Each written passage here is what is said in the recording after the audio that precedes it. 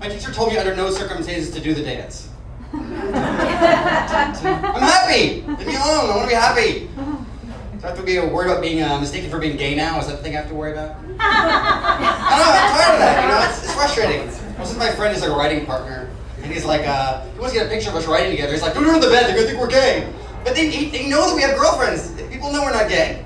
I mean, what does it matter anyway? People are so, guys like are so terrified of being mistaken for being gay, aren't they? Even if they have no problem with gay people whatsoever, like that's the worst thing that could happen to them as men.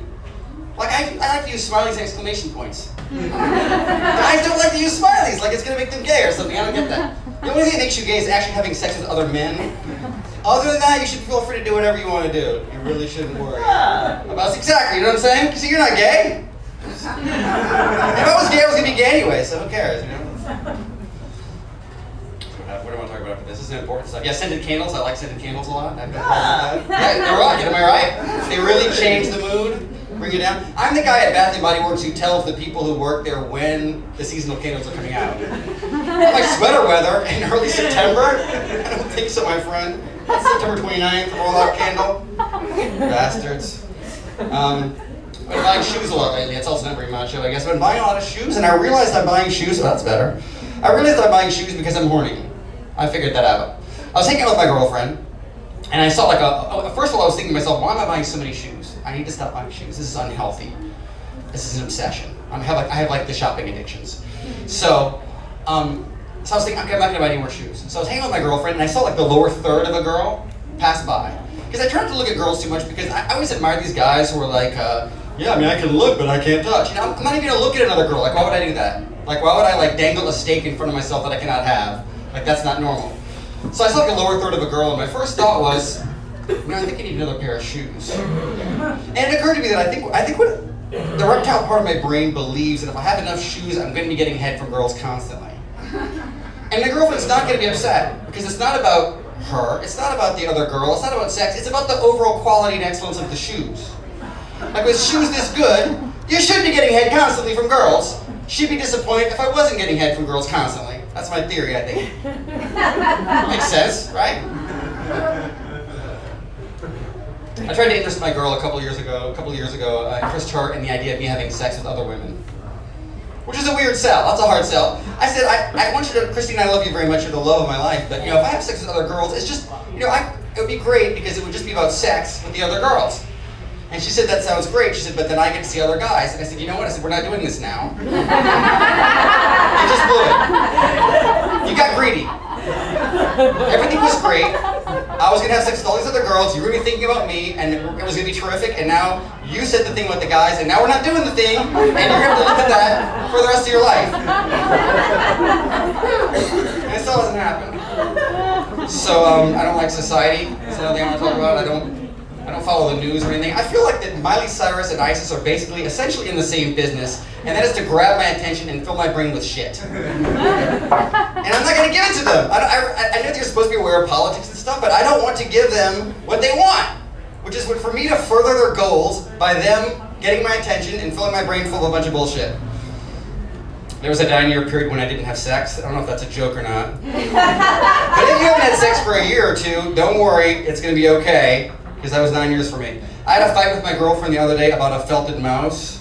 Okay, she saw this adorable felted mouse, okay? It was wonderful, it was on Etsy. And it was like, had a little sweater on, and it was like lying in this little bed made of sticks. It was so cute. I know, it's wonderful, charming. And I said, well, I'm gonna go, you know, and find some more of these felted mice. So I found a bunch of them. And she said, you can't buy a felted mouse because she said, it's my thing. That's my thing now, and you're stealing my thing. But you can't copyright the idea of buying a felted mouse. And I still want a charming felted mouse. Delightful! Who doesn't want a little mouse lying in a little bed made of sticks? It's charming. It's absolutely charming. I'm gonna get one of those felted mice. It's biding my time. I might even get one and hide it.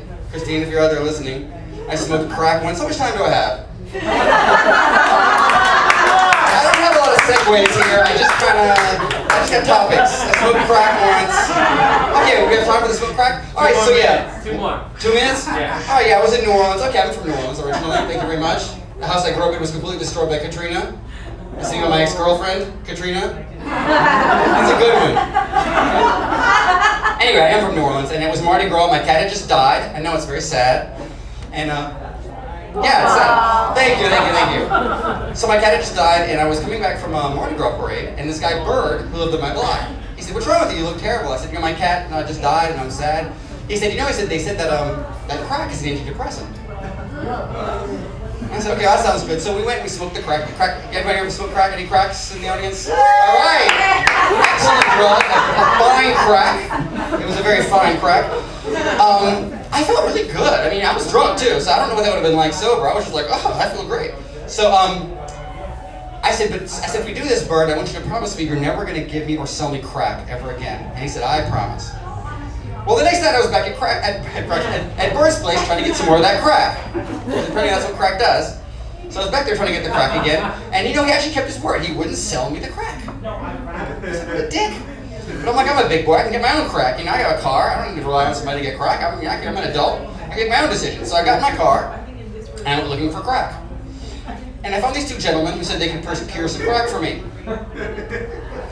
So we went looking to an even worse part of town to look for the crack, and when I got out to take a piss, they drove off in my car. And I think it's because I used the word procure. I think that's kind of Spanish for rob me. Anyway, so basically what happened was, they stole my car, I was upset. I told my girlfriend the next morning, I said, I'm gonna try to get my car back, and I made it seem heroic, like they jacked me, and I was like, oh, and I had to get my car back. Then I don't think I mentioned the crack car. So the next day I borrowed my girlfriend's car, and I found them in the same part of town where they were originally, driving around in my car smoking weed. I think they misrepresented themselves. I don't think they knew where to get crack. I think they were a couple of weed heads. So driving my car around, and I figured the reasonable thing to do was to ram my car that they were driving with my girlfriend's car that I was driving, thus stopping them and destroying both cars in the process. So I started speeding toward them, and basically what happened was they saw me coming with a crazed look in my eye, and they jumped out of the car. So we did avoid the disaster. But that was the story of me smoking crack. I think that's all I have right now. Thanks very much, guys.